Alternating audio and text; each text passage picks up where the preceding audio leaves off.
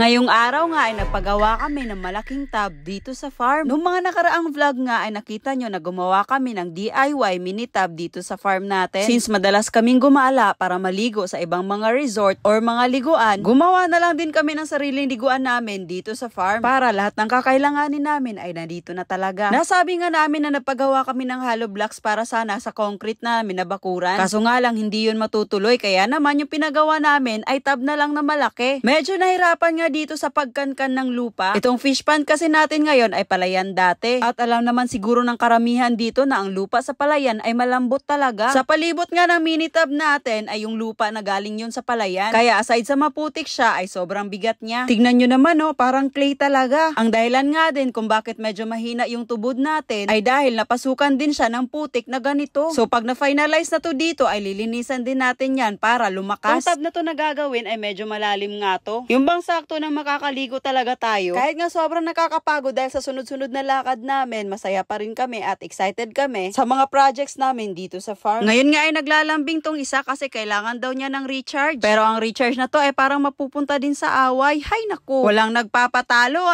Medyo mabilis nga yung progress natin dito since tatlo sila na kumukuha ng lupa. Pero itong pagkuha ng lupa ay first step pa lang talaga. Marami pa silang gagawin. Before nga sila napatuloy para laliman tong part na to, tinanggal muna nila tong puno na to. Manual lang yung pagkuha kaya natagalan din. Sa isang puno kasi sobrang daming ugat tapos ang titigas-tigas pa. Almost 30 minutes din to before natanggal. Tignan mo nga parang may galit na sila sa puno dahil sobrang tagal na tanggal. May nakapagsabi nga dito sa amin, bakit ba gagawa pa kayo ng tub? Ang laki-laki ng fish pond nyo, gawin nyo na lang yung swimming pool. Huy, parang pang-Olympic na to. Dahil nga ang location ng pinagawa ng tub natin ay malayo sa pinagponduhan ng mga graba, gumawa na din ng paraan si kuya para mas mapabilis na pagbaba yung graba at saka semento dito. Grabe, parang nahawa na si kuya sa critical thinking at analysis namin ngayon. Minamadali nga ako ni Norme na pababain para makita tong improvement dito sa tub natin. Uy, hindi pa tapos pero parang ang sarap ng maligo. Char! Yung lindero nga sa farm natin ay parang nasakto lang din sa tub natin. At ganito nga yung process sa pagkuha ng graba. Kahit papano ay medyo malapit na. Hinawanan na nga lang din dito sa part na pagbabagsakan ng graba para hindi mahalo. Medyo mahirap nga siyang i-set up kaso nga lang mas mapapadali yung trabaho pag ganito yung setup. Sa unang bagsak ng graba, hindi siya nagtuloy-tuloy pababa kasi nga maputik yung lupa. Sa pangalawa, parang ganun din kaya naman ang ginawa nila, tinulak na lang nila yung graba pababa. Inubos na nga lang din nila to at sinet upan na nila ng trapal para ma-slide talaga yung graba pababa. O diba? Critical thinking at analysis talaga.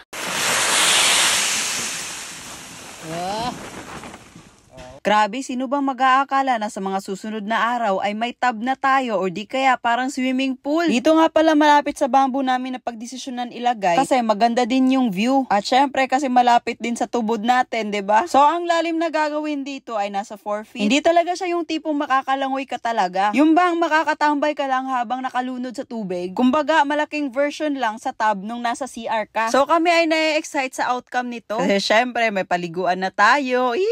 Marami nga natatanong sa amin kung magkano ba daw yung entrance dito sa farm natin. Pero kasi as of now, gusto lang muna namin enjoyin sa sarili namin kung anong meron dito ngayon. Yung bang want to sawa muna kami, siguro soon, di naman natin alam kung ano talaga yung mangyayari in the future, di ba? Pero syempre, welcome tayo sa mga bisita dyan. As of now, kailangan muna talaga namin iayos lahat dito. Binagbag na nga yung mini tub na ginawa natin. Kasi nga, simipalpak din yung paggawa namin dito kasi maraming butas. Ang mali kasi namin that time, hindi kami nag-ayag ng graba. So maraming mga malalaking bato na nasasali kaya nahihirapan kami sa pagsemento. Malapit na nga matapos to sa pagsemento. At excited na kami na maligo dito. Gusto ko lang din talaga magpasalamat kay Norme kasi nag-request talaga ako na wag lang laliman kasi ayaw ko na malumos guys. May nakapagtanong nga sa amin kung ano ba yung recipe namin kung bakit nagtagal kami ni Norme. Isa lang ang sagot dyan, communication. Kailangan mong ipaalam sa partner mo kung ano yung nararamdaman mo at syempre kailangan mo din siyang pakinggan. Kumbaga kailangan nyo ding intindihin ng isa't isa. Kasi kung puro pride ka lang dyan, kahit sino pa man ang magiging partner mo, mawawala at mawawala din yan. May time din talaga sa buhay natin na kailangan natin magpakumbaba.